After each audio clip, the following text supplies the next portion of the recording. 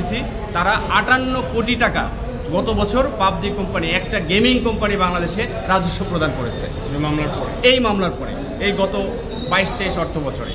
তার মানে হচ্ছে এখান থেকে সুস্পষ্ট যে আমরা যদি আসলে সঠিকভাবে এই অনলাইন কোম্পানিগুলোকে ধরতে পারি, আইন প্রয়োগ করা যায় এবং হাইকোর্টের নির্দেশ পূর্ণাঙ্গরূপে বাস্তবায়ন করা হয়, তাহলে এখানে হাজার হাজার কোটি টাকা শুধু এই খাত থেকে প্রতি বছর আমরা অর্জন করতে পারবো, যেটা বাংলাদেশের অর্থনীতিতে একটি বড় ধরনের ভূমিকা পালন করবে। আরেকটা বিষয় হচ্ছে যে দেশে তাহলে প্রশ্ন আসছে, যদিও আমরা এক্সপার্ট না, বাট আমি পত্রপত্রিকার রিপোর্ট এবং অন্য জায়গা থেকে এটা কালেক্ট করেছি যে কিভাবে ট্যাক্স ফাঁকি দেওয়া হচ্ছে এই বিষয়টি। তো এখানে অধিকাংশ কোম্পানিগুলো একটি পলিসি নিয়েছে এখানে বাংলাদেশে, তারা পেমেন্ট করে কিভাবে।